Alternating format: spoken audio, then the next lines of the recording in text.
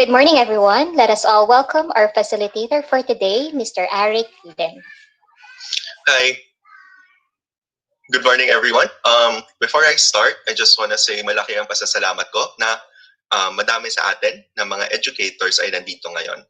I think it's very important for us to get together during this time of, the quarantine and be able to adapt to the new learning environment.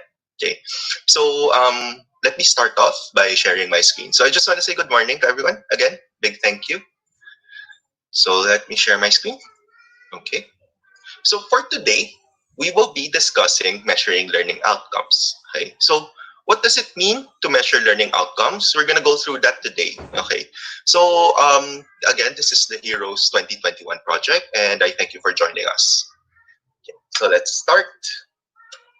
So just a little background on myself. My name is Eric Lim. I'm from Metro Manila also. I'm taking my master's in communication degree from the Ateneo.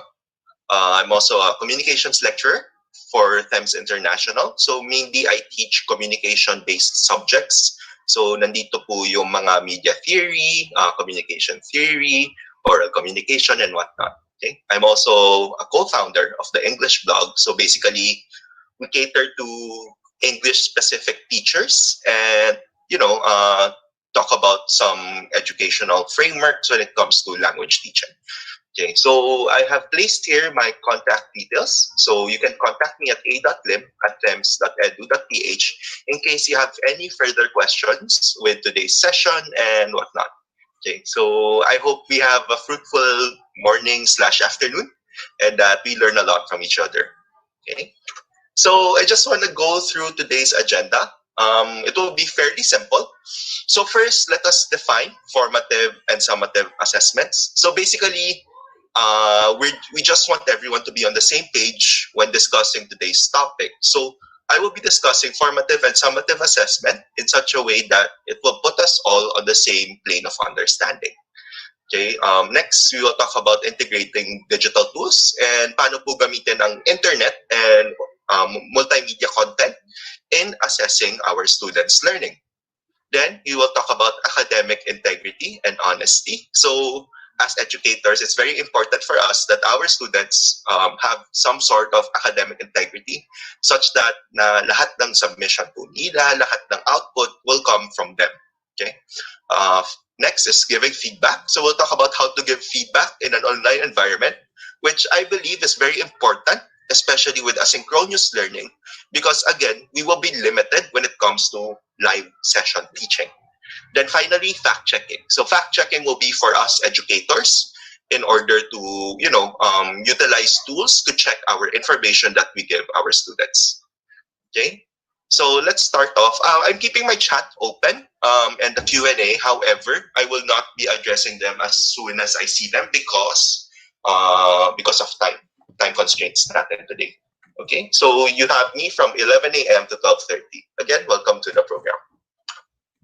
So I just want to share a very powerful quote by Sir Jed Santos of EduRescue. This quote really summarizes what's happening right now, which is the correct innovation adjusts to the audience it serves. So what does this mean? Basically, what we have now is, medyo minadali. This is online learning, biglaan tayo nag-shift because of the pandemic. However, with the trend of education since its conception, I think early 2010 or like earlier this decade,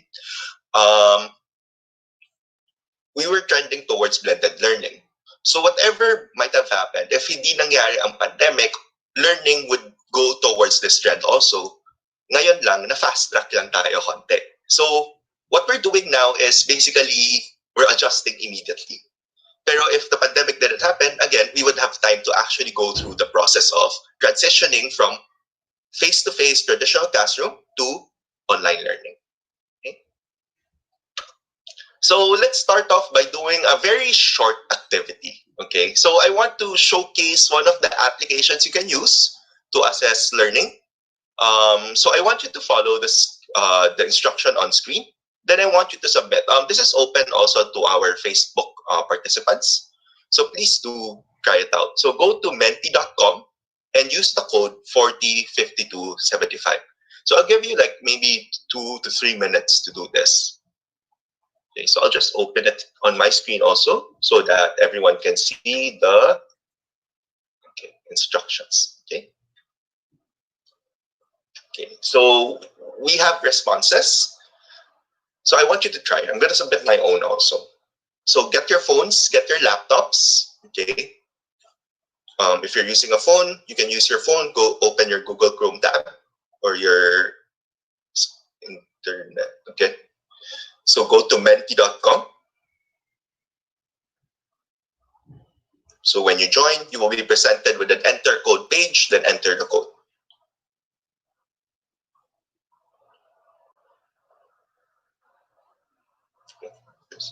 Okay.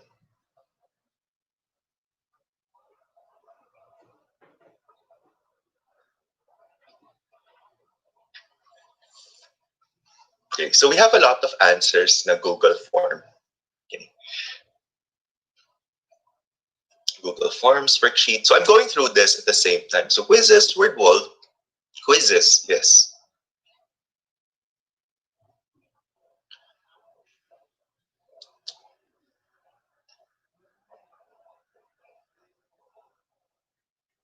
So we currently have 76 respondents now. So I'll give you maybe one more minute.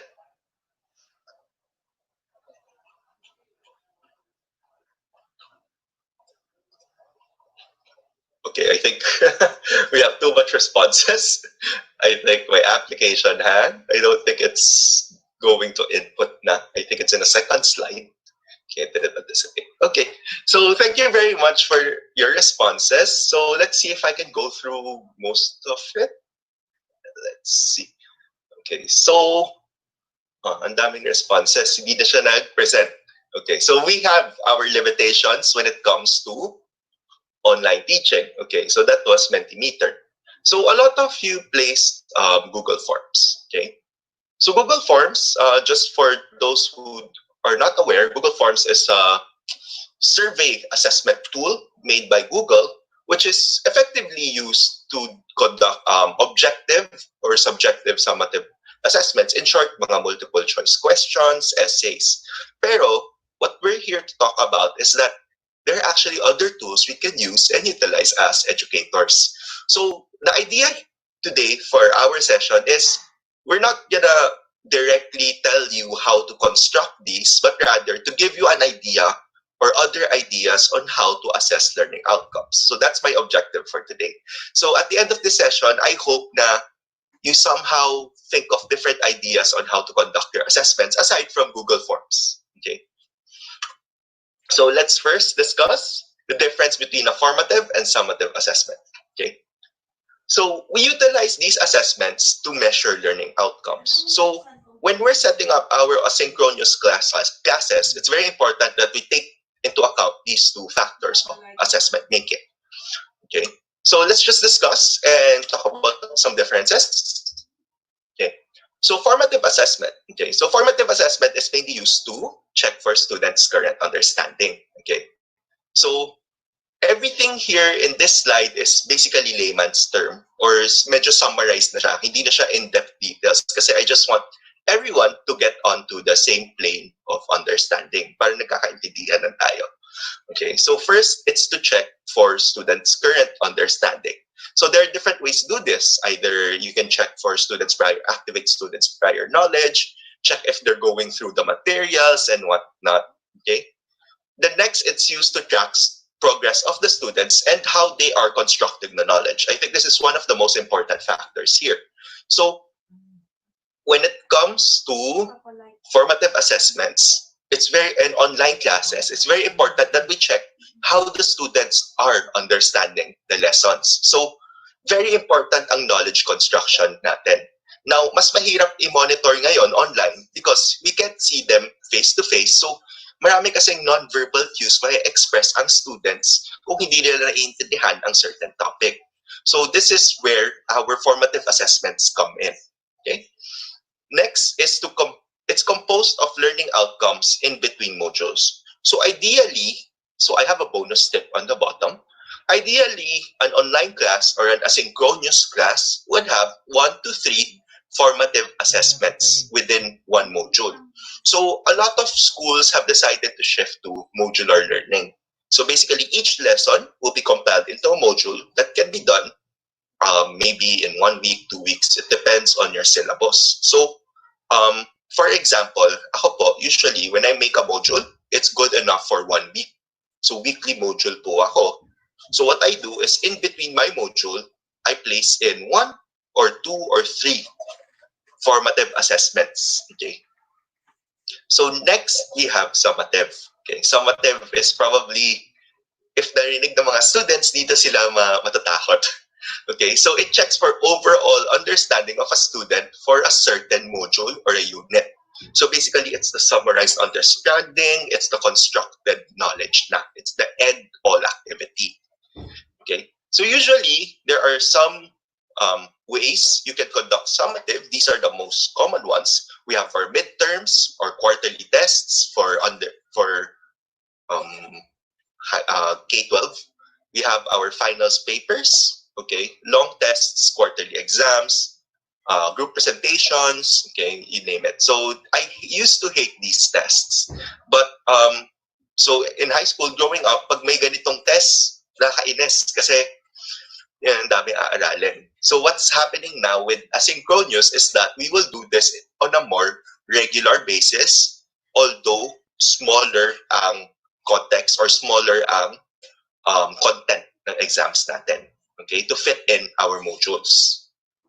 So additionally, because of that, it consumes a longer time frame of the syllabus. So basically, some teachers would prefer having a summative assessment after 2 modules. Some teachers, like me, when I'm teaching undergrad or college, mas gusto ko po na summative assessments ko weekly or every other week. Okay, it will depend on how long or how much content I am covering. So it's very important that we know which tools we are using or what kind of assessment we are doing to know which tools to use. Okay. So the most important thing here is to understand what we want our students to learn. Okay. The most important thing with asynchronous class is that ma-establish po natin kung ano yung gusto natin matutunan ng ating mga estudyante. Okay, so once we have a clear definition of what we want our students to learn, we can design our formative and summative assessments. Now, although it may sound simple, it may actually get a little complicated. Okay, because when we do our assessments, like formative and summative, now that we are doing online classes, very important po ang creativity natin. So I'm actually in the Edu Rescue program also in the Facebook page, and I've been seeing really creative inputs from the different teachers. So I saw my mga teachers na gumagamit ng app like yung they cartoonize their face, then place it in the classroom. Ganun. Very creative po mga yon. Now, let's take this creativity and put it in our assessments. Okay. So why do we do this? Okay, mainly to engage the students. We want our content to be engaging since it's asynchronous. Karamihan ng content po natin magagaling online. So it's very important po na motivated ang students natin. So we're designing our assessments in such a way na enjoyable po para sa kanila din. Okay? So now we integrate digital tools and learning activities. Okay? Digital tools and learning activities are very powerful and very essential, let's say, weapons we have right now during the pandemic. Kasi digital online tools can be used if used effectively, can be good ways to assess our students' understanding, may it be formative or summative. Okay?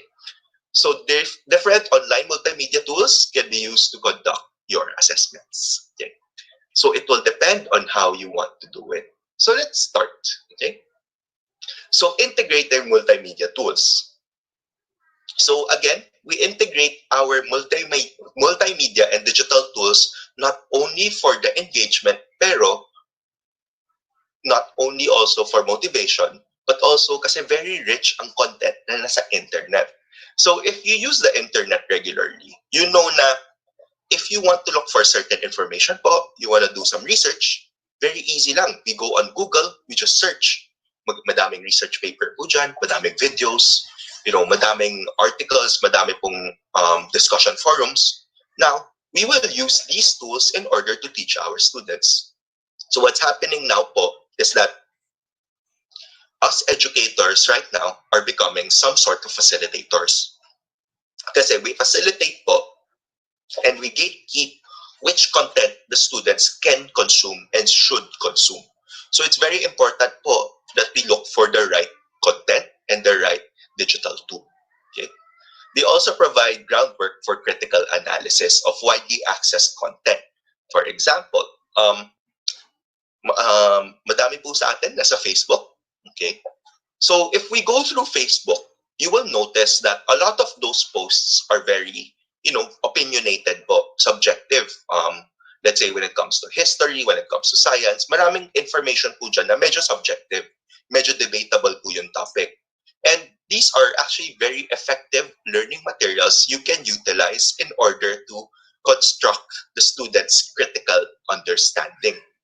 Again, with online tools, we are aiming for the depth of understanding as well as the richness of the content instead of the quantity. So yung pinaka-important po natin ngayon na content is quality content. Okay? So it's important that at an early age, the students start building a very critical or analytical standpoint of view of maybe social issues or maybe, historical probabilities and whatnot. Very important po na may analytical skill ang students natin so that when they go to work or when they grow up, if they go to college, prepared po sila. Okay? We want to build a notion that every multimedia can be a source of educational content. Okay? So it will really depend on how we frame our content. So this may look like a simple Facebook post, but if we frame it in such a way na we can use it for example, math or maybe for English. So for example, maybe may article po ang let's say New York Times. Okay, medyo mahirap po. Pero since sanay po as a college degree, so for example, my New York Times article po or maybe my Philippine Star article. You can ask your students to look at that article, then write a response paper. Okay. Madami pong paraan para makonduct ang ating assessments. Okay. So, lastly, your essential materials should still be present. So, if you like doing PowerPoint, if you like doing the traditional Manila paper, if you like doing the whiteboard, it can still be present. Okay, you can still record yourself doing it since I've seen a lot of you have done some on-screen recording already. Multimedia tools, yung mga tools po natin online, yung mga content, are used to supplement understanding. So these should not be the only source of content, but rather they supplement. So you still have to do your discussions. So if you want to record yourself discussing the topic, you should still do that. So for example, what you can do is maybe show a video. Okay, then after the video, have a discussion with the students with regards to what the video is about. Okay, what the students are expected to learn, what the key points of that video. So it's very important po na we still keep the essence of our teaching content. Okay. So here are some ideas for formative assessment. Now, again, my goal here today is not to instruct you on how to make these assessments, but rather help you form ideas. Okay? Very important po na alam natin ang gusto natin gawin before we get into actually making these. Kasi po, actually, once you know what you want your students to learn and how you want to plot out your lessons, half of the battle is won. Actually, 75% na po. Kasi yung online tech tools po, yung in-experiment, if you yourself cannot access it, you can always ask for help from other educators, from your family who are more tech savvy, or maybe, you can go online and search, paano ba gamitin yung ganito? Okay. So one example, number one, you can let the students watch a YouTube video that is connected to your content. So for example, you're talking about history, maybe you can show a video about Philippine history from YouTube. Then have the students submit a reaction paper after watching the YouTube video, and then after that, you discuss. So yung pagsusulat po ng reaction paper, that is what I would consider a formative assessment. Kasi po, you will be able to see how the student understood the video. It doesn't even have to be a paper. So most of you have gone through Google Classroom. Maybe after showing a video, you can ask the students to use the discussion sa baba po, sa comment section, what they thought of the video. Or maybe you can add in some guide questions before they watch the video. Para po may framework or may lens po sila parang salamin po while watching the video. Okay. So number 2 is using Mentimeter to activate prior knowledge.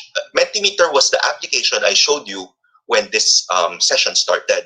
So yung nakita niyo po, go to menti.com, enter the code, blah, blah, blah. This can be used to activate prior knowledge or to engage the students. Okay. So basically, Mentimeter is like an open forum opinion poll wherein you can ask a question or ask certain questions, then have your students submit their responses asynchronously. Now, that's not the only use for Mentimeter. You can also use this in the middle of your classes. Now, for example po, you gave the students a reading material. Okay, so they've read. You assume they've read. Once they have read, you can use Mentimeter to check for understanding. Maybe you can ask one critical question based on the reading. Okay, so if you're doing LFILI, if you're teaching Noli Me Tangere, okay, so ano po yung mga points, matagal na po yan. Let's say you want to ask about Ibarra or something sa action po ni Ibarra, pwede nyo po ilagay sa Mentimeter, then have the students submit a reaction or, again, discussion board. So there are different ways of doing this. Next, number 3. Okay, this one, I like doing this. So have the students look for memes. Okay, so let me define memes. Memes are very, I would say, satirical or ano po sila, online content. Usually, it comes in photo format that makes fun of certain social realities. So for example, may nakakatawa po about yung history natin. Ang meme po ay ginagamit para, you know, make it lighter, make it more accessible, and make it more understandable to the general public. So memes are funny content. They are fun content. Very effective po siya when it comes to engaging your students to look for their own content as well as testing their understanding if makagawa sila ng sarili nila. Okay, so what I like doing is, for example, I give a reading material or a video. Then after po ng video, I will ask them to look for a meme related to the content I just showed. Okay, using this, very casual po siya. Very easy for the students to actually do some, you know, small Google search lang. And it's very good kasi po, you will have them explain it afterwards. So medyo analytical po siya, which is nice also kasi we want to build their analytical knowledge also. Next is discussion board and exchanging comments. This is probably the most traditional way when it comes to online classes, but it's still effective. So I've seen discussion boards actually take really good effectiveness on the students. There are some discussion boards wherein you post a really good question na parang is ano yung pangalan ni Ibarra sa LFILI? I'm so sorry, ang tagal na po. Ang character po ba ni si Bon Ibarra ay protagonist or antagonist based on what you've read? So for example, yun doon po yung context ng question. Very controversial siya. Kasi dinefine po natin si Ibarra as, let's say, a protagonist. Pero we're questioning if he's actually the kontrabida. So you can have the students talk about this, okay? Simon, you're so sorry. Sorry po. I'm really sorry. I'm trying to think for other examples. Yun po yung nagpa-pop out ngayon. So it's very important that we post questions that are highly engaging as well as very relatable to our content. So you ask if kontrabida ba or main character po ba, then ask why, okay? The students would have to defend their points. I found that asking why when it comes to discussion boards is very, very effective. So for example, you post a question, very simple question, then you ask why. Okay, so for example, sa, ano yung sa math, yung triangle, the Pascal's triangle, Letter C is the shortest side of the triangle. Why? Okay, then the students would have to explain. So when you ask the question why, it becomes very analytical. Okay, there are other ways to frame this. This is just one of my key ideas. Next is using social media. Okay, social media. Social media is very important when it comes to online teaching. So using social media as a means to deliver online content. Okay, so using social media to post short vlogs in relation to the topic. You can actually do this as, for example, a short project. For example, you talked about a certain uh, wala na po maisip na example. Let's say you're teaching English. Okay, you're teaching your students a topic about prepositions. Okay, you can use social media to ask the students create a vlog post, a video blog post about how to get to their school.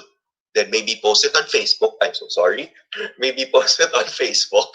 Then, have them comment on each other's work, or at least, comment on each other's work, share content. Okay. Lastly, I'm so sorry about my cat. Next is peer reviewing. So peer reviewing is actually a very important and very accessible way of doing a formative assessment. Okay. So if you do this during your face-to-face classes, you can easily transition this online. How do you do this? Each student will be assigned a partner if it's even number. Then, submit the papers to them, send the papers to them. Okay, then they check each other's papers, then return. Okay, so the important thing with peer review is you provide a grading rubric. Now, I've experienced both. There are some teachers who peer review without giving a rubric. Now, rubrics are very important. The students have the tendency to read the rubrics, okay? Para alam po nila paano i-grade ang students nila, ang classmates nila. So peer reviews, again, very effective tools when it comes to online learning. So let's just go over. Next, here are some examples. So these are the ones I'm currently doing. So these topics will focus on communication theories and communication media. Okay. So this one is a formative assessment, which I asked the students. So very theoretical po ang lesson namin because this is communication theory. So a lot of theoretical concepts, a lot of theory, a lot of science, social science lessons. So instead of sticking to writing a reaction paper, I asked the students to create their own communication diagram. Kasi po, before this, nag-present po ako ng mga theoretical communication diagrams which are commonly used when it comes to communication. So yung mga transmission model, yung mga one-way po, ganun, message, how the message transfers. So instead of asking them to write a reaction paper on how they can see this in modern times, I asked them, create your own diagram. So from there, I can check if they understood the lessons, specifically ano po yung components ng communication flow or model, then have the creation of the communication flow into their own understanding. So very important po ang sariling understanding ng student. Okay. So I asked them, they can draw it, okay, if they're not very techy. If they're tech savvy, okay, maybe they can use Adobe Photoshop, they can Adobe Illustrator. Madami po applications ang magagamit ng mga estudyante natin. Okay? Again, they can just draw it. Okay lang po sa akin. Mas important po yung output nila na makikita ko po yung pagkakaintindi nila. Okay? Next, we have Mentimeter po. So, as I mentioned, Mentimeter can be used as some sort of a discussion board, albeit anonymous po. So Mentimeter, if you notice the submissions a while ago, wala pong mga pangalan natin. So we don't know who submitted what.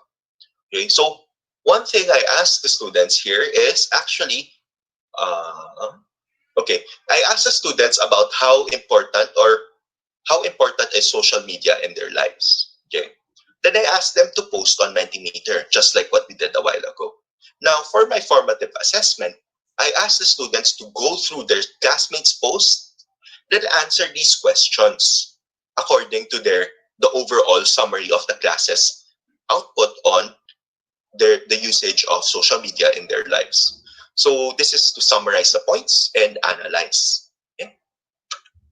So here is an example of a meme. Okay, so again, very funny po yan. So who would win? A seafaring crew covered in impenetrable armor led by strong and a dedicated navigator versus some half-naked boys. So medyo hindi naman po offensive, pero nakakatawa siya. Pero sa katotohanan, totoo po nangyari to. Di ba po? Nanalo po si Lapu-Lapu against the... Nanalo. Yes. Okay. So, medyo, it's very spoof po. Pinagtatawanan niya po yung context, pero pinagtatawanan niya po ang katotohanan. Okay? So, maybe you can ask the students to go online and look for a meme that summarizes your understanding of the discovery of the Philippines, then explain the context. So ideally, after the students posts this or submits this, may konting explanation naman. Okay? So here, they would have to use their objective understanding. Okay, sa 1521, ganito po ang nangyari. So ito po yung napili kong meme or photo to summarize history. Okay? Excuse me. So the most important aspect when we're doing formative assessments using online tools is we clarify instructions. Okay. Make sure the instructions we place online are what is expected of the students. So we need to set their expectations na po. Very important po ang klaro ang instructions natin. Kasi po, hindi na po ito katulad ng face-to-face na the students can go, ma'am, paano po ulit gawin yung ganito? It will be counterproductive and asynchronous po tayo. Hindi po natin agad hindi po tayo agad makaka-respond. So it's very important that we clarify our instructions and what we expect from them.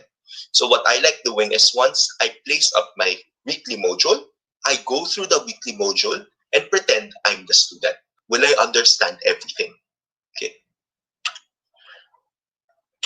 Next. So here we have the controversy of grading formative assessments. So ideally and theoretically, a lot of researchers say formative assessments should not be graded. Now, I personally, I grade my formative assessments. And I will tell you po why I grade it. Okay? So the way I grade my students po, very different po ako mag-grade. Ang grading system ko po ay from 0 to 100. So we build po. So may percentage po yan, ganito, each content or each summative assessment plus participation will have a corresponding percentage. Now, because of the pandemic, I really want to empathize with the students. Marami pong estudyante na hindi maka-access ng online content ng tuloy-tuloy. Not everyone has the regular access we have, even if nasa NCR po tayo. So we have to talk about the Philippine infrastructure na hindi pa po perfect yung online connection ng buong NCR and the whole Philippines.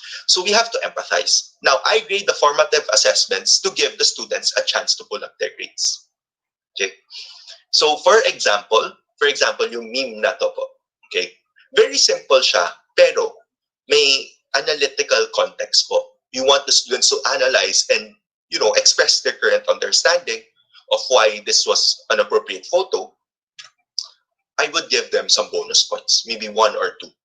So this is just a way for me to help my students pull up their grades, through grading the formative assessments, as well as, encourage them to submit their output. Kasi po, students are more inclined to submit a graded assessment rather than an ungraded one. So if, for example, nilagyan nyo po ng bonus point or graded ang discussion board nyo, mas may engganyo ang students na mag-participate.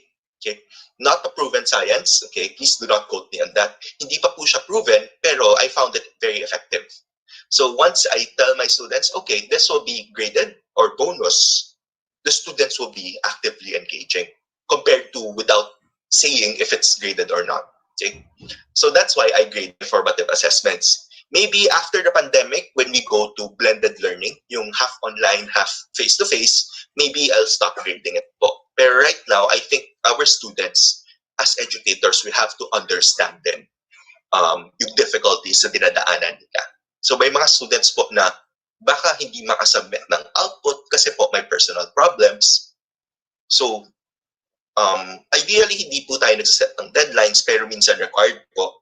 Pag hindi sila makasubmit ng certain deadline, maybe we can give them a chance to pull up their grades even if they haven't submitted. Okay? Maybe you can give them additional formative assessments and whatnot. Okay. Next, we go to summative. Okay, my favorite. So summative assessments, again, these are assessments done after a certain module, a certain unit, or maybe a certain quarter, a certain minsan sa high school po, tandaan ko, is usually dictated siya. Dapat by a certain time period na cover nyo na yung number of topics na to. So, yun po ang mga summative assessments natin. Now, when it comes to online learning, we have to break our summative assessments down. We might still have our quarterly exams or long tests, but more importantly, we have summative assessments after our modules para magkuha po natin or makita po natin ang pagkakaintindi, overall construction and understanding ng students sa certain topic. Okay, this is also to help them in the long run when it comes to their long tests, quarterly exams. Okay, so summative assessments po, these in online environment will be shorter in terms of time frame, but will also have long time periods. Okay, so this is to provide them an opportunity to learn and check their own understanding as well. Okay, so here are some examples. Okay, number one, have the students watch a video or movie online, then ask them to prepare a graphic organizer, maybe a brainstorming map or a mind map. Okay, mind map is, if you go on Google, you search for a mind map. Basically, it connects ideas together and talks about how ideas are formed. Okay, then it can be turned into a term paper, a unit paper, a module paper. Okay, for example, may major requirement po kayo na paper, pwede nyo po umpisahan sa graphic organizer, which is to organize their content in a way na graphical form. Number two is to create a vlog. Okay, I found that asking the students to create a vlog is very interesting. Kasi po, marami pong sa atin mga estudyante gusto maging vloggers. So yung mga estudyante po natin na mahilig mag-Mobile Legends or mahilig mag computer games, maybe they have this need to be a social influencer or media influencer. So when you ask them to create a vlog, they'll be interested po kasi malilive out po nila yung fantasy nila na maging media influencer. So we ask them to create vlogs. Okay? So vlogs, madami po yan sa ating mga celebrities and social media influencers, and some of them, they become celebrities because of their vlogs. Okay? So ask the students to make their own based on the topics you present to them. Next, group presentations on certain topics, still effective, okay? But group presentations have to be done in a different way. If you have the opportunity to do live classes or Zoom classes, yung live class, so Google Meet, Zoom, Jitsi, iba-ibang apps, we can ask the students to present certain topics. So weeks before, we present to them kung ano yung present po nila, so that during the live class, they just have to present it. Or maybe you can ask the students to record, okay? So PowerPoint has recording features. Applications have some applications have voice-over features. Sorry, again. Some applications have voice-over features that would help the students submit their outputs. Next, they can create a brochure. Okay, so here we can ask the students to either draw their brochure or have them do it on the computer. So if marunong po sila mag-photo edit, they can create a brochure online. Okay, finally, debates. Okay, debates online. More or less, this has to be done in a live session, but it can be used as synchronous, summative assessment. So maybe you have a certain point, we have pros and cons, agree and disagree, then you become the facilitator. Then based on that, you grade the students. Excuse me. So you don't really have to follow these, but these are just some ideas. I just hope, again po, is you come up with your own ideas, then think, how will this content na originally I discussed in person be delivered in an asynchronous class or an online content? Excuse me po. Okay. So very important po ang transition natin as well as the modality of education these days. Okay.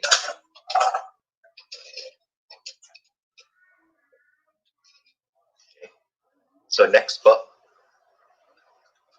Okay, so here are some examples. So first we have our summative assessment.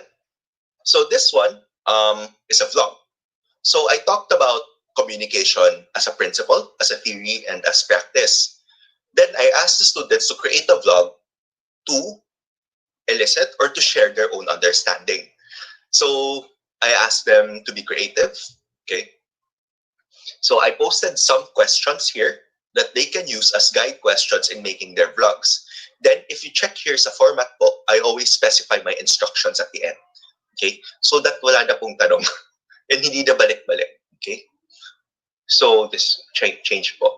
Tinanggal ko po yung deadline. Okay? So I've decided to remove some of my deadlines in order to, depending on the amount of content I'm asking them to cover, I remove my deadlines. So if it's a short, simple exercise, I can have a deadline. If ganito po na medyo major siya, or for example, 10% po siya ng grading ko, I would actually remove the deadline.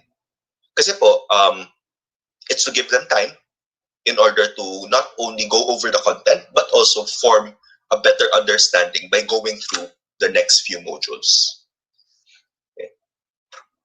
So here's another one. This is actually a response paper.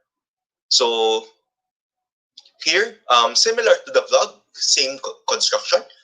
I placed guide questions. Okay, these guide questions are here to help the students respond to my paper, respond to my content. Kung ano yung hinihingi ko po sa kanila. Then format again, I posted at the bottom. So I want to show an example of something that you can use in a high school context. So this is a talk given by Sir Ambeth Ocampo in TEDx Diliman on liberating ourselves from the past. So I'll show maybe 1 to 2 minutes of the video. Okay, so if you post it like this, medyo mabagal po. So I will open YouTube.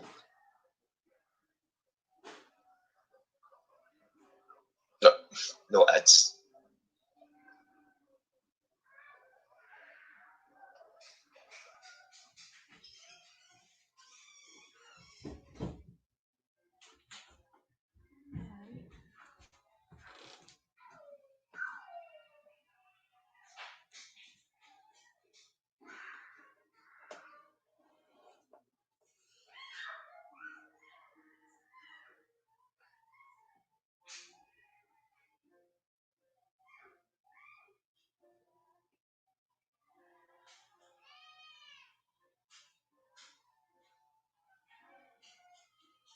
Sorry, yes, let me fix that. Okay, so when you are sharing screen, make sure to check the share computer sound. Okay, this should be better.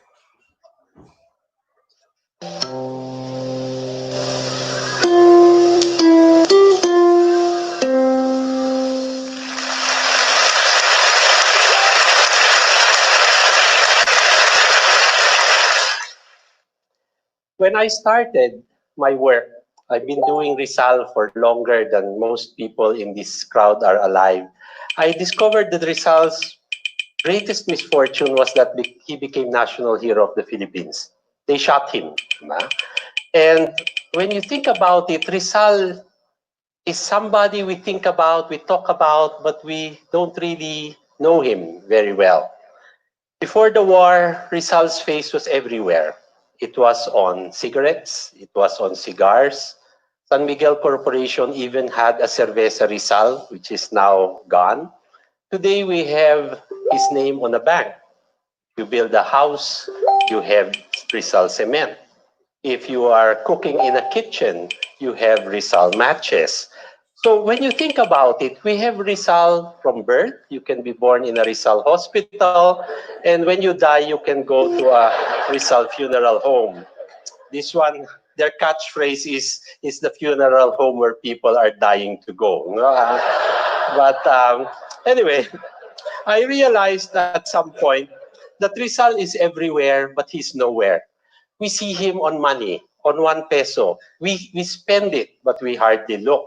And that's why it reminded me in 2002, there was a group called the Pangitiin si Ninoy movement. They wrote to the central bank governor asking that we change the 500 peso bill because Ninoy was not smiling. And because I was consultant to the Bangko Central, they asked me, why should we make Ninoy smile? And I looked at all our money. Our heroes never smile, so why should we make him smile? But eventually, they had to give in. So in 2010, they made him smile. And not only did they make him smile, they put his wife in there too, and their son actually signed the paper bill. So it's a whole family affair. Ang kulang na lang si Chris and Bimbi. No? So 25 years ago, in 1990, I published a book which is still in print. It's called Rizal Without the Overcoat, and I stripped him of the overcoat because I wanted Rizal to smile. My friend saw this PowerPoint earlier and he says, did you Photoshop that? I said, no, that's the only picture we have of him smiling. And I looked at all the pictures and I wondered, Rizal is here on the right, playing with his friends. We have him here with drunken neighbors. He's the guy on the right with the armor and the flute. These are pictures you will never see in a textbook. And why would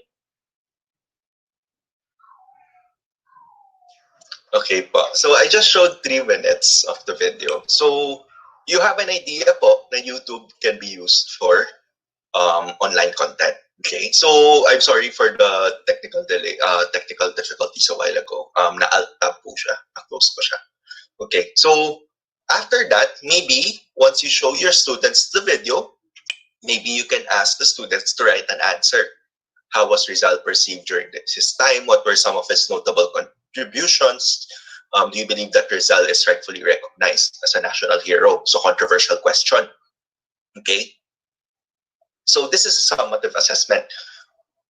Maybe you can place this at the end of talking about Rizal's life, then have them watch the video, then write the paper.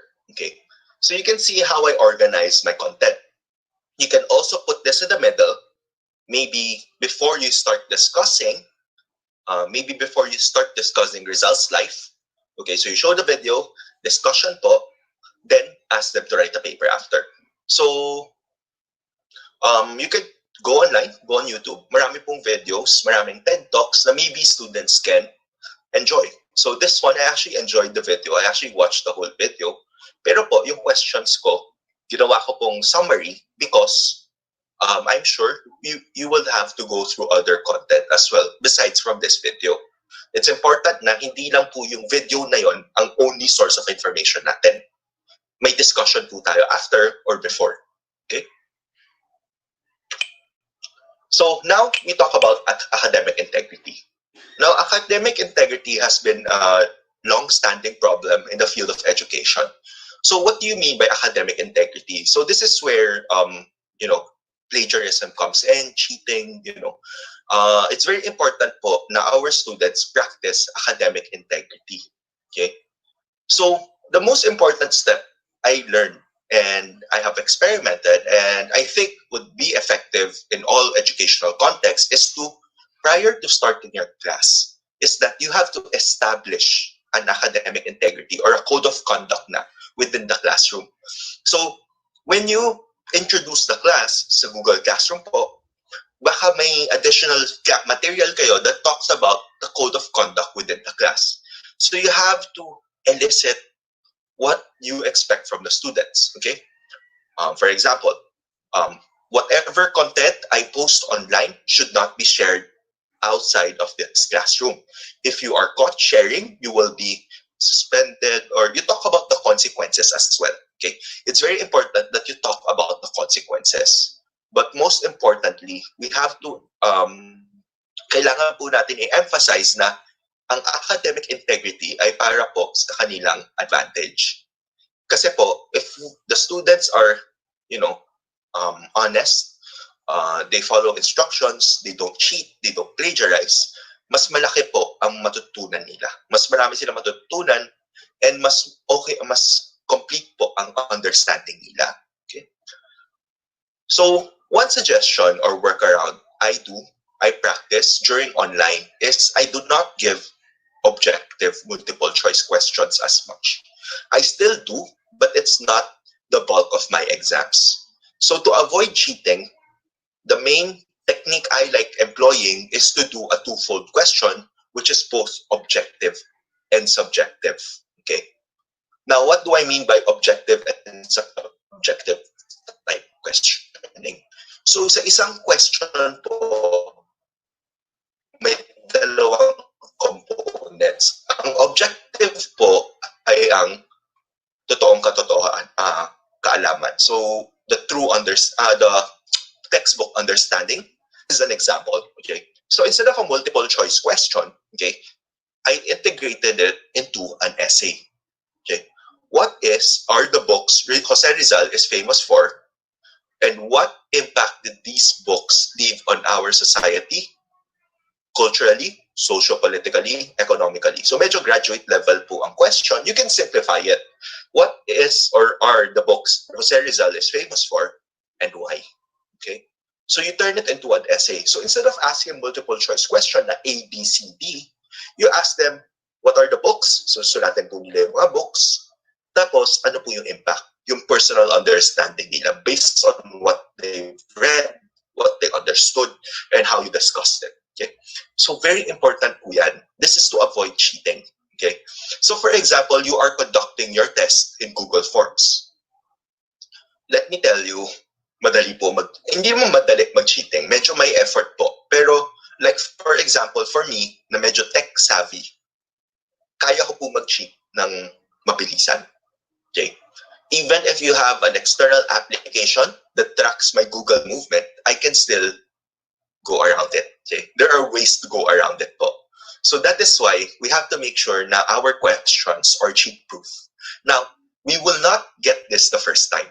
Okay? There may be times na we resort back to our multiple choice questions. Pero eventually, when we start practicing creating these types of questions, na twofold questions, masasanay po tayo. So at the end, I found it more effective to do these types of questions than actually doing multiple choice question. Medyo nakakapagod lang sa side ng students, but again, they're typing. So it's not really, hindi naman po ganun nakakapagod, pero nakakapagod siya analytically. Okay. So avoid multiple choice questions.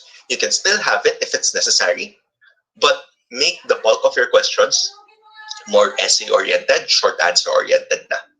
Okay. Kasi po, let me tell you, when I was in high school, when I used to cheat, so I'm sorry for my teachers here. So, of course, I was a student once. May mga topics po na hindi ko na aral, na minsan mag-cheating po. Gumagamit po ako ng table kahit Zoom class. So for example, nasa Zoom class po tayo, tapos may hindi ako alam. Maybe I can message my classmate, if A yung answer, touch mo yung upper left ng table. Pag B yung upper right, C lower left, B lower. Marami pong cheating styles. Okay.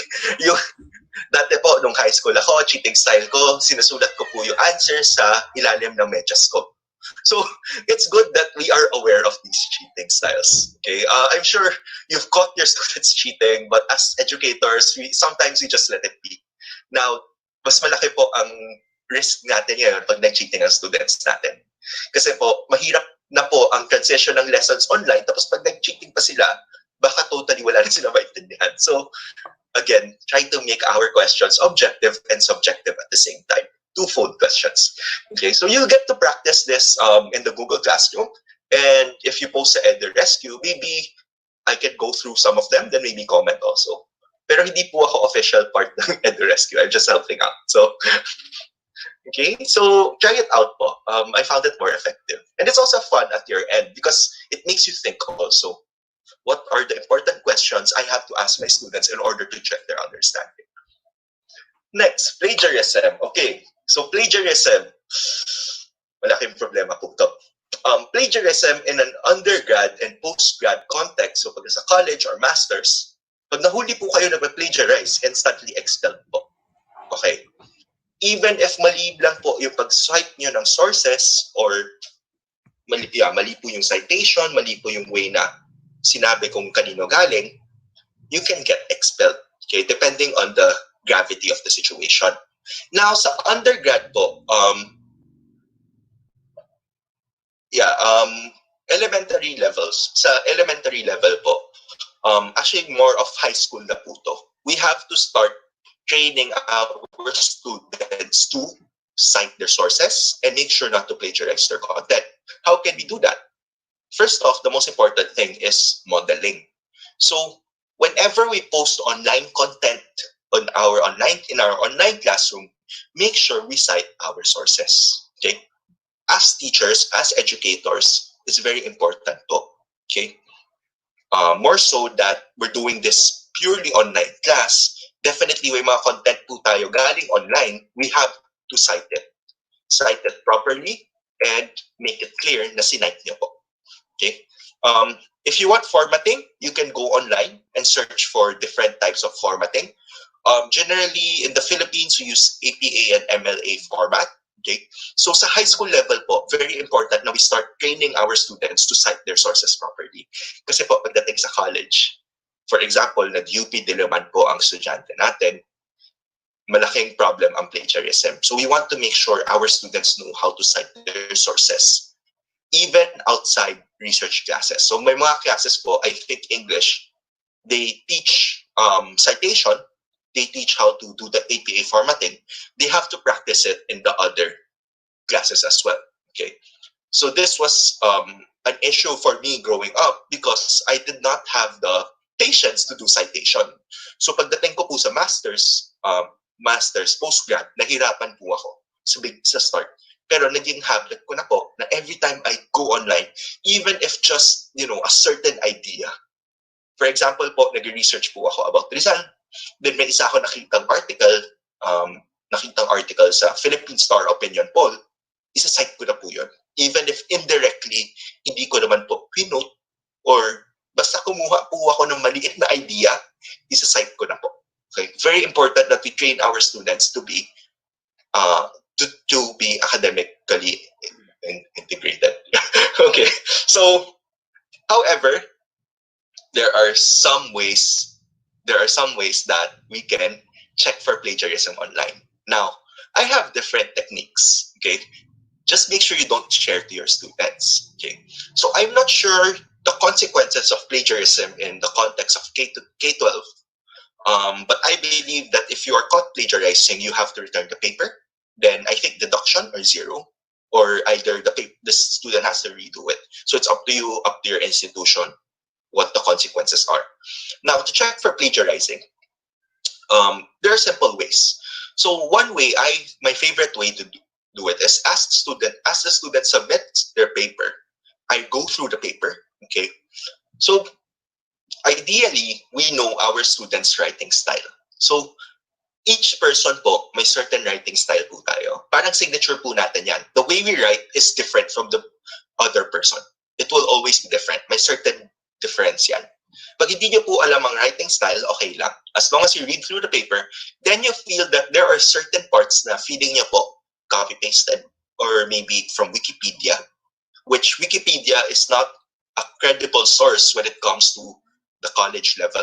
Make sure we tell them that they cannot use Wikipedia. You copy-paste a certain part of the paragraph, then you paste it in Google search. Okay, so I don't have a paper to show you.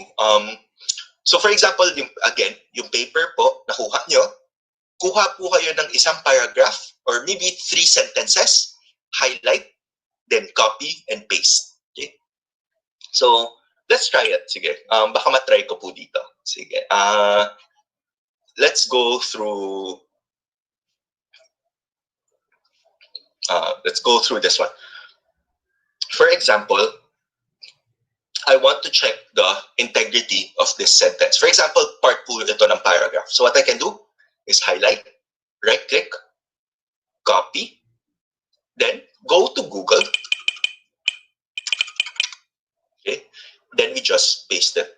Okay? Lalabas po yan. Now, this is what we're going to be presented with. Okay? You will know if the content is plagiarized if nakita niyo po naka-bold lahat yan. Bold, bold, bold. Naka-emphasize po lahat ng letters or words. It means plagiarized po yan. So once you see something plagiarized, you can go to the article and actually read it and check if it's directly quoted. So from there, you can decide kung ano yung gagawin. There are other apps you can use. So there is Grammarly Plagiarism Checker. Okay. You can just go here. So yung kinopy po natin kanina, enter lang, paste, then scan. Okay. There's not enough text, okay? So if mas mahaba po yung text, isa-scan niya po, pero may word limit po yan. Okay, that's why I like using Google. Kasi po, wala pong word limit, pero when you're checking plagiarism, it's very important that you do it maybe every few sentences, not the whole thing, not the whole paper. Kasi madali lang po mag-paraphrase. So what you can do is just highlight, copy-paste parts of the paragraph, then check for plagiarism. Okay? So very important po, again, to train our students in academic integrity. Because when it comes to the college level, unforgiving po ang mga schools natin. Okay. So I've had students po na directly nagka-copy-paste, which unfortunately, mahirap po i-correct pagdating sa college level unless na talagang i-specify yung punishments. Okay? So what I would usually do is actually give them a second chance. Especially now the pandemic, I give back their papers. I do not grade them. I mark them as incomplete. Okay. So next is feedback. Okay. Feedback is an integral part of knowledge formation and knowledge checking as well. Okay. So it's a way to measure learning outcomes. So providing feedback is an essential part of ensuring the students that they are reaching the desired knowledge. So in Google Forms, when you do an exam, you can provide feedbacks na, for example, for multiple choice questions. If they submit a paper, a response paper, to provide feedback, you just send back the paper with the feedback on the bottom. For other activities like vlogs and whatnot, you can always just comment. Okay. So discussion boards are probably the most accessible tools to provide feedback. Okay. So for example, sa Google Classroom po, may feature po yan na submit assignment. Then after the student submits, then maybe a day or 2 days after, or maybe after checking, you can provide feedback after. Then inform the students that you have provided feedback for them. Okay. So returning of corrected essays with feedback, including peer reviews. Okay. Provide rubrics for grading. Very important po ang rubrics. Then we can use our live sessions, like Zoom po, ganito, to clarify key points. Okay, so here's an example. This is actually just an example rubric. This is not official. So here you can see, when I provide grading rubrics, I do not give 1, 2, 3, 4. I do not, kasi usually po, pag gumagawa ang rubrics ang ibang teachers, pag gumagawa po ng rubrics ang ibang teachers is they provide the numerical grade. I personally do not give numerical grade to my peer review activities. Okay, because peer reviews are very subjective. Paano kung ayaw ng student yung isang student, di ba? Ibabagsak na lang niya. And I've personally experienced this. During my times in high school, if I didn't like my classmate, I would just give them a low score. Okay, so just write, on the left is your grading component, your right is the level. Okay, then maybe you can assign grades, but ideally, the end all of the grading should still be from you. This is just to see if maybe yung student na nagpe-peer review, naiintindihan niya ang pagsusulat ng klase niya. Okay, so here I specified kung ano yung mga components for excellent, good, satisfactory, needs improvement.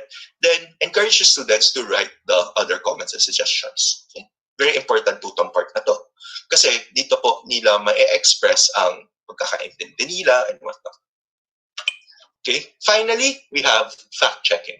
Okay, so fact-checking is a very vital practice in the educational field. So aside from citing our sources, it's important that we fact-check. Okay, so fact-checking is not only for the students, but also for us as educators. Okay.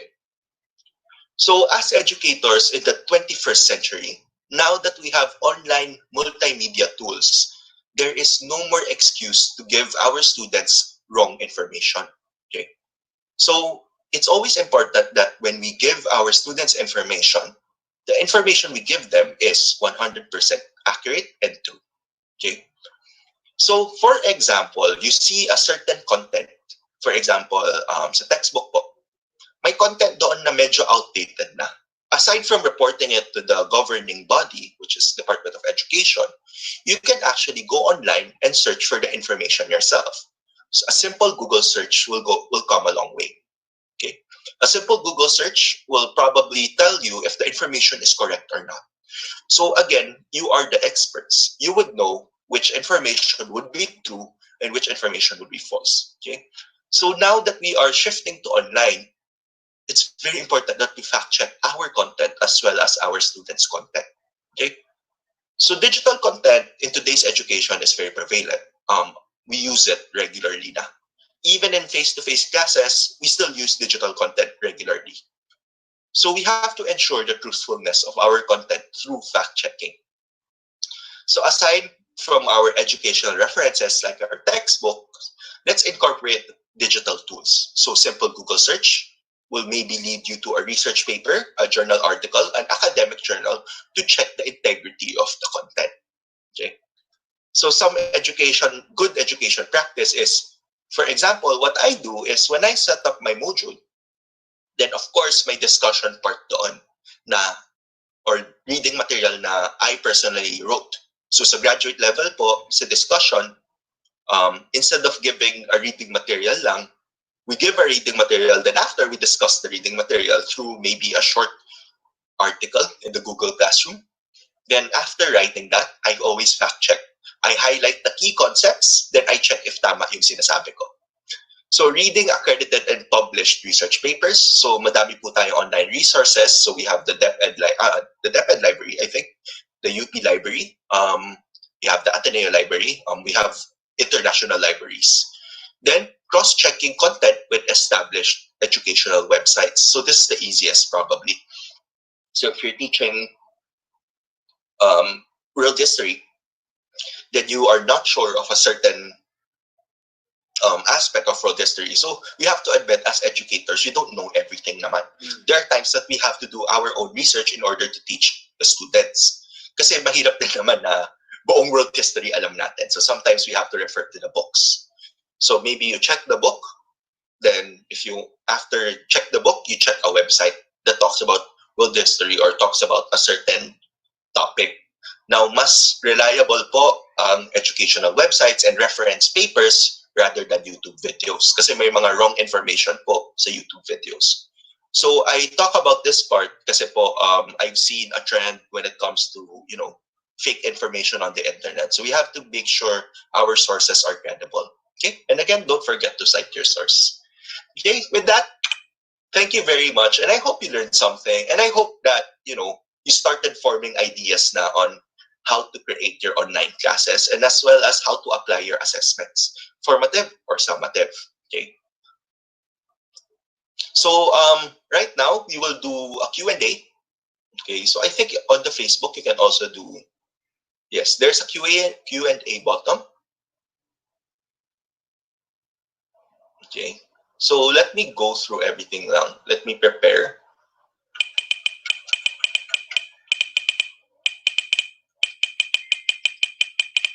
So, okay, so let me check. Okay, so difference between a pre-test and a diagnostic test. Okay, so just to let you know, wala po akong educational background. So very, yung pre-test and diagnostic test, based on what I understand from the words, a diagnostic test highlights the student's weaknesses and strengths on certain topics. Okay, so a pre-test is maybe a test you do before a test. So I'm not really sure. I'm sorry. Maybe you can refer to someone of educational background. But yes, a diagnostic test is basically from mas madedefine ko po siya. Diagnostic test is a way to test a student's strengths and weaknesses. Now, when it comes to online asynchronous classes, you can do a diagnostic test if you need to via Google Forms. Okay, there are other tools you can use. Maybe you can do a diagnostic project. Okay, so that kasi minsan po medyo time consuming ang Google Forms and we don't have enough time. So if that's the case, maybe you can do a diagnostic project, like maybe to check for their prior understanding, prior knowledge, and check where they are, where they need to improve, and where they need to where they excel at. So a diagnostic test, maybe diagnostic project, sorry, maybe a vlog, maybe a graphic organizer, like a mind map, a presentation, and etc. Madami pong ideas, so let's come up with those ideas. I saw someone post sa chat, can you use TikTok? I highly discourage using TikTok in general po. Kasi marami pong issue ang TikTok when it comes to privacy and information sharing. So, I don't really advise using TikTok. Maybe if you want to do something fun, if you want to do something engaging, maybe you can ask students to use Instagram. Kasi po, I personally do not use TikTok. I do not like how TikTok has been established. I do not like the way it is structured. So I use Instagram po. Maybe you can ask them to use Facebook Live. Okay? So very engaging po yan. Okay, sir, do we have to record all the students' scores in a formative assessment? Again, scoring of formative assessment is very, very controversial. Hindi po lahat ng teachers mag-agree sa akin na i-grade dapat. Pero ako po, I do this to give the students a chance to pull up their grades. Now, to score formative assessments, there are different ways. So sa Google Classroom, may feature po yan, yung turn-in assignment feature. Then I use it to compute the grades. So basically, when I grade po kasi percentage-based ako. Hindi po ako nagbibigay ng 20 over 20 kung hindi siya 20%. Pag yung content itself, for example, 5% lang po, ang grading system ko sa kanya 5 over 5. So it's to help me grade faster also because I hate math. I'm so sorry. I don't like doing working with numbers. So that's how I grade my students. So medyo mas intimidating po ang grading system ko. So it's up to you po. Okay, it's up to you. What to do if the test results and the grades of the students? Okay, so if the test results are not very good and the grades of the students are very low, okay, one way is to you can recap the lesson. So maybe you can use the live classes to actually clarify the key concepts na. And that is why formative assessments are very important. Kasi po, we don't want to find out na nahihirapan ng students natin sa summative kasi mahirap po mag-backtrack. So that's why formative assessments are important kasi po, it tells you in what level the students are understanding already. So again, make use of your formative assessments. I would go far and say that formative assessments at times can be more important than the summative. Kasi po, ang importance po ng asynchronous classes is that we build cumulative knowledge. Okay? Cumulative. Binibuild po natin yan. Okay? So, sa summative, tinetest po natin yung overall construction. Formative po is chinecheck po natin ang parts, ang integrity ng each maybe few blocks of constructions. So, it's very important po ang formative natin. Okay? We have to check so that when it comes to the summative assessment time, mas klaro, mas complete na po ang construction. So you have to think of students as maybe a building that you have to construct. So every few bricks you put, you have to check the integrity. So I'm sure they don't do that sa construction, pero po, it's what we're doing as educators right now.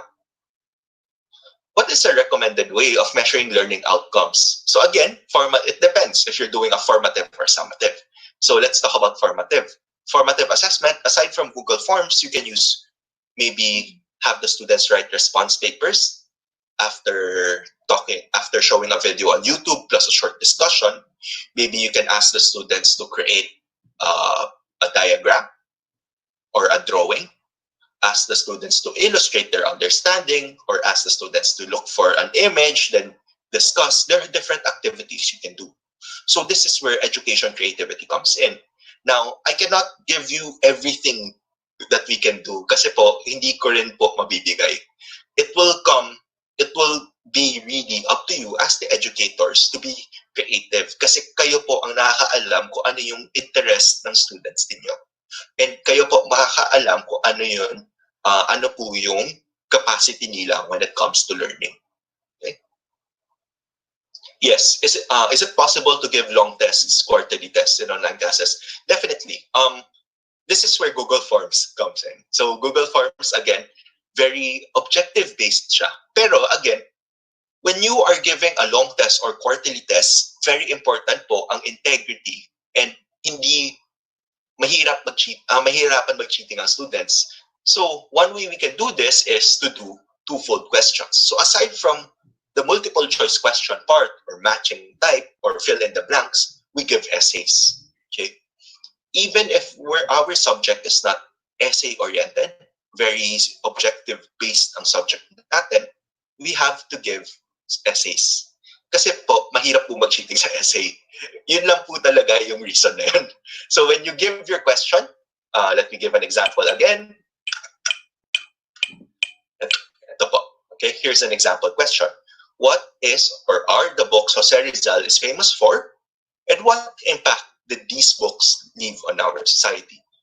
So yung first part, what is or are the books Jose Rizal is famous for, is the objective part of the question.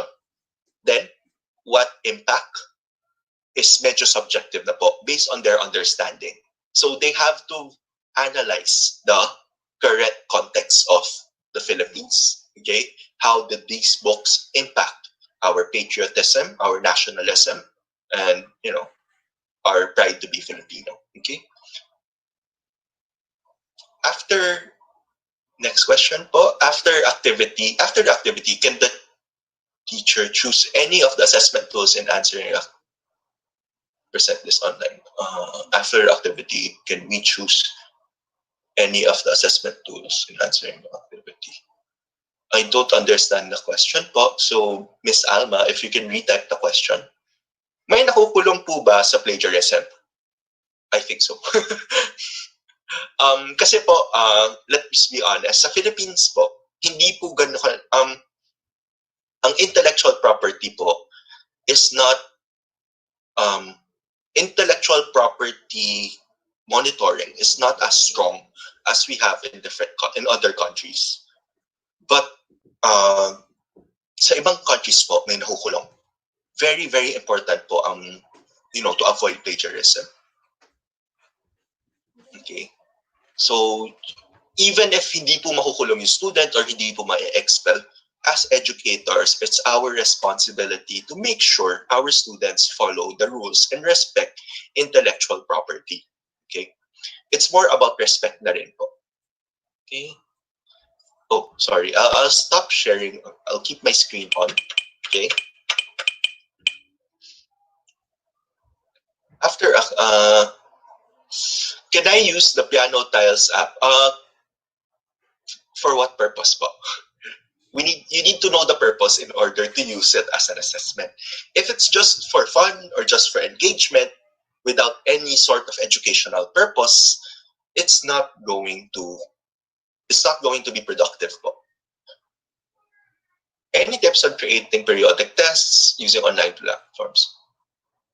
Okay, so here we have a question. Any tips in creating periodic tests or long tests using online platforms? Again, we can use Google Forms when we're doing an objective with an essay test. Paano masasecure ng teacher na ang learner mismo ang nag-accomplish or sumasagot ng exam? Okay. This is where the code of conduct and ethics come in. Now, right now, medyo mahirap po. May mga applications po na chine-check ang students, how they track the students' movement online. Pero I don't like it because it's highly pervasive. In short, it invades the students' privacy po. So, right, again, the best thing you can do is to orient our questions in such a way na it's both objective and subjective. Na mahihirapan po mag-cheating ang students. Okay? This cannot assure that they won't cheat, but this will somehow safeguard your content from the students actually cheating on it. Another way is to actually have a live session dedicated for an exam. So this is actually what they do for law. If they have an exam, then they want to check if the students are cheating or not. They ask the students to go on Zoom or to go on Google Meet and have teacher monitor the students while they are taking the exam. Okay, so there are other ways to do this. There are applications online. So may mga anti-cheating software po dyan, anti-cheating applications, but I highly suggest against it. Kasi again, it's very pervasive. So it invades the students' privacy. Yes, sir, do you recommend any collaborative work? Yes, definitely. Collaborative work is actually a very effective way of doing online classes, conducting online classes. Kasi po, one of the main features ng online classes is collaborative learning or cooperated learning environment. So basically, you have the students creating their understanding together. So when you have collaborative work, tendency po ay they will discuss certain topics amongst themselves, which will then build a common understanding. So it's easier for you then po to control and to manipulate and to check if their understandings are correct. Okay. What if after administering your assessments to your students, you found out one of your students failed slow-paced learner? How do you handle it in asynchronous? Okay, so if I have a slow-paced learner, so yung beauty po ng asynchronous classes is that it places everyone on an even playing field. What does this mean? If you are a slow-paced learner or a fast-paced learner, mas mahirap po i-track yan. Basically, ang modules po, we upload maybe every week or every 2 weeks. So it will depend on your content. So when we upload certain content, we have to set an expectation na at this certain time frame, matapos nila. So maybe you have 1 week to finish this module or 2 weeks. So even if you're fast-paced or slow-paced, you have to set the expectation already. Now, if a student is maybe slow-paced, okay, what I like doing is actually setting up consultations. So maybe you can dedicate 1 hour or 2 hours per week for consultation time. So maybe you can set up a consultation room, then send the link to your students, then have the students consult with you. This is so that you can guide the slow-paced learners. Okay, so pinaka-important ngayon is we are able to guide them without affecting the integrity of our content. So we have to make sure our content is still complete, well organized, while still being able to accommodate all kinds of students. Okay, so distance learning is good, but how can we ensure that the ideas come from the students and not their guardians? Again, we have to establish that we have to make sure our content is motivating. We have to make sure na maiengganyo sila mag-participate sa class. This is wherein our creative digital tools come in. So YouTube videos, okay. So younger students sometimes would ask help from their parents. Ideally, the parents do help, but they do not give the answer. Kasi for the sake of their kids din yan. So to make sure, you have to, again, make sure the content is rich, deep, and as well as we have to make sure it's engaging. So that yung students mismo ang may engage na gawin yung content natin. They can be, so if quizzes are forms. Okay, so some sources say that formative assessment should not be graded, but you said they can be graded, so if quizzes are formative. Quizzes po kasi, ideally are summative. Kasi po, you're doing a quiz for a certain topic na or a certain module. Formative assessments are very small activities you can place in between your modules to check for their understanding.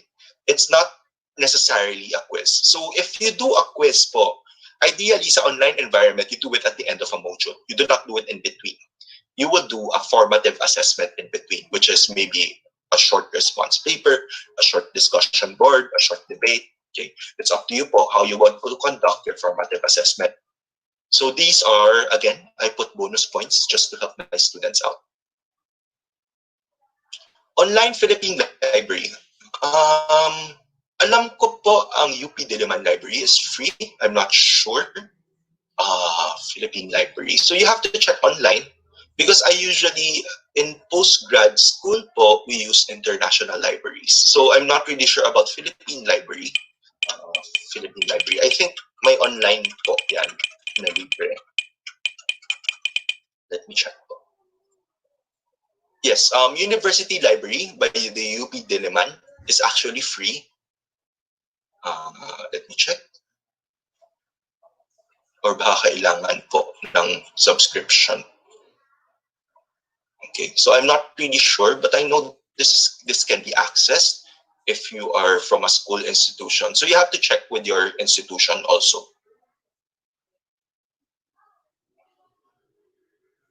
How do we measure the mastery? So, okay. So the measure of mastery, okay. When using Mentimeter, it will not give you the overall picture, but it can give you an idea. So to check the mastery of your students, there are better tools than Mentimeter. Mentimeter can be used, but however, it will only give you a small idea of the overall construction. This can be used for formative, which is okay for formative.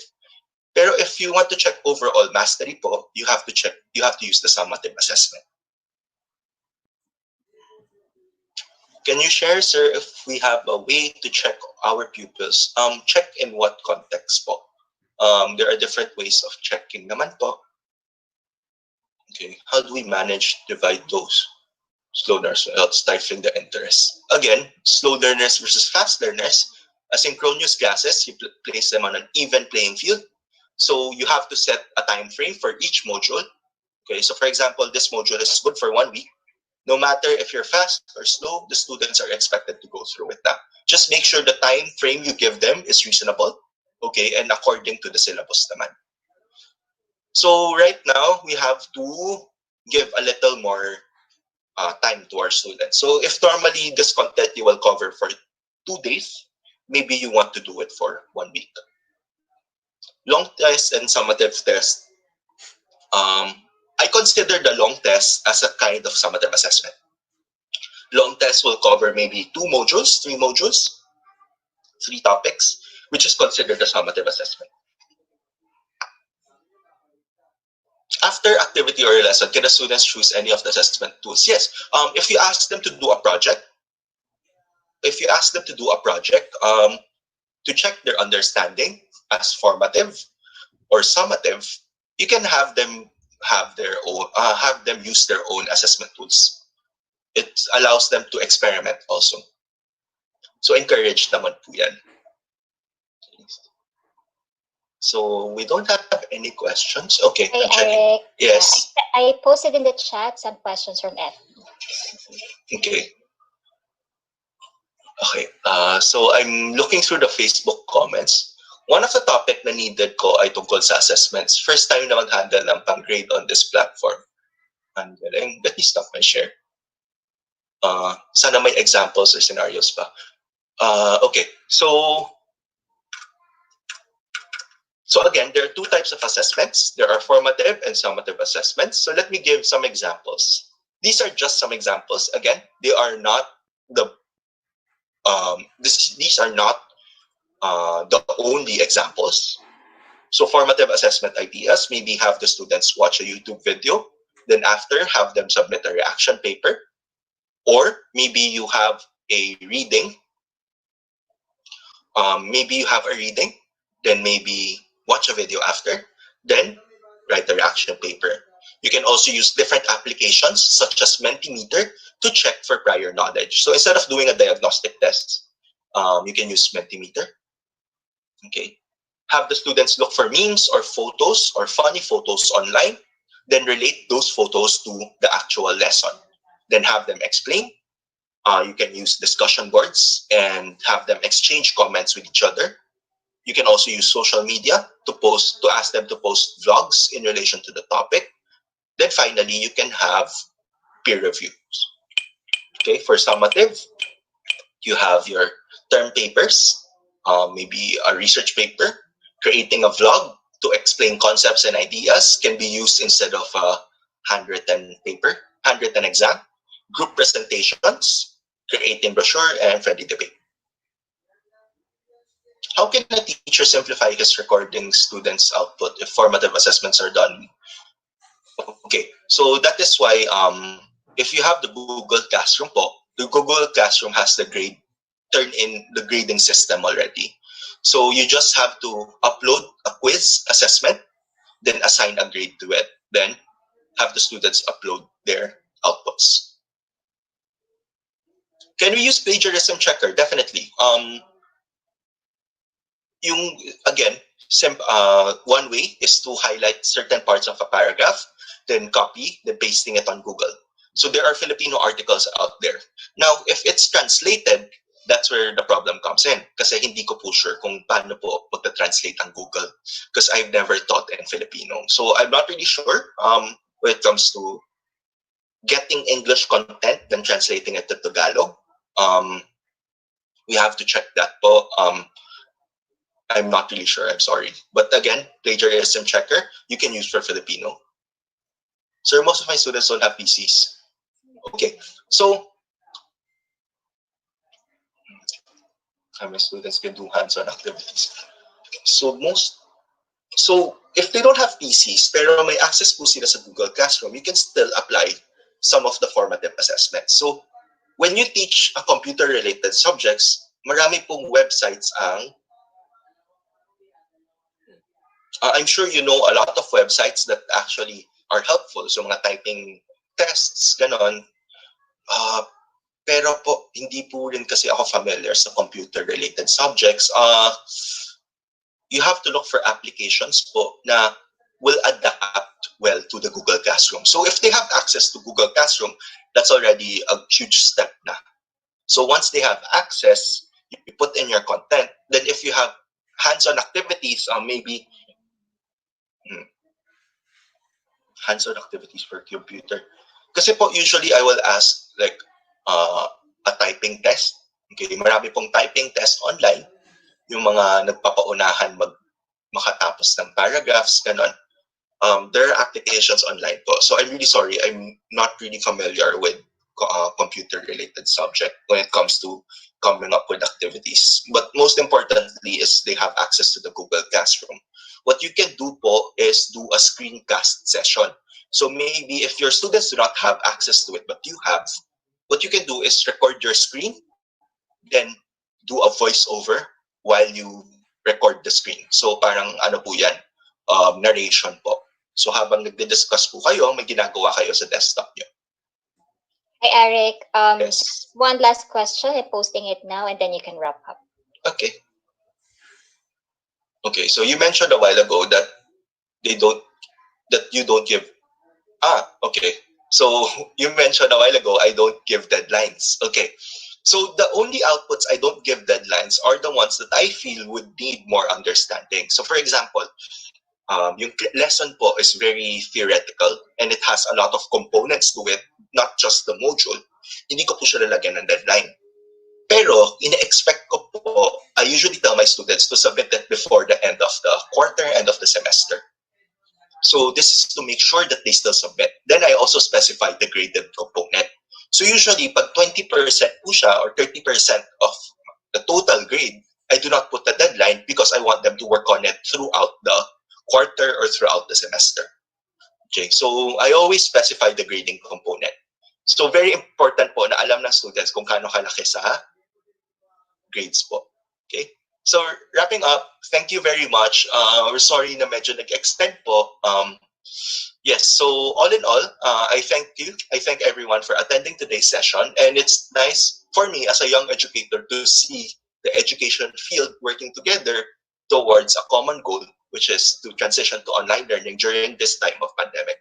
Again, my name is Eric, and thank you very much. And I hope to hear from you soon when it comes to the EduRescue program. Thank you.